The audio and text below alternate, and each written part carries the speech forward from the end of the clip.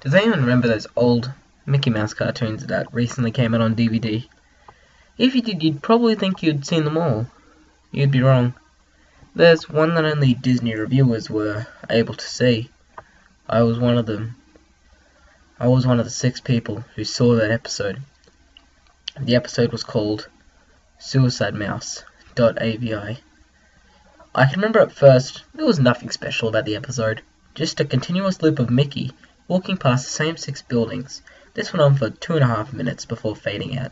And unlike the classic tunes, the song on this cartoon was not a song at all, just a constant banging on a piano for a few minutes before going silent for the rest of the film. The Mickey in the film also wasn't the jolly old Mickey we'd come to love. He wasn't dancing or smiling, he was just walking expressionlessly. But for some reason, his head was just slowly moving from side to side with the same blank expression. The screen then went blank. Everyone thought it was over, but someone grabbed the mouse to exit the film. We noticed the film was actually 9 minutes, so we waited to see what happened next. At the 6-minute mark, it went back to Mickey walking down the street. The sound was different this time. It was a murmur. I couldn't quite make out what it was saying, but I think it was like a gargled cry. As the noise got louder and more intense, the picture began to get weird. The sidewalk went in directions that seemed impossible, based on the physics of Mickey walking, and his face became more of a smirk. On the 7th minute, the murmur turned into a blood-curdling scream, the kind of scream that was painful to hear, and the picture was getting more absurd. The colours came that shouldn't even be possible at the time this film was made.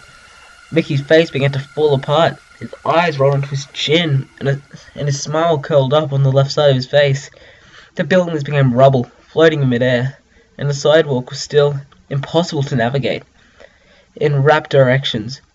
I got disturbed and left the room, leaving the other workers to finish the film, and immediately store the disc in a vault. This distorted scream lasted until 8 minutes and a few seconds in, and then it abruptly cut to Mickey's face at the credits of every video, with what sounded like a broken music box playing in the background. This happened for 30 seconds, whatever was in that remaining 30 seconds. I never saw.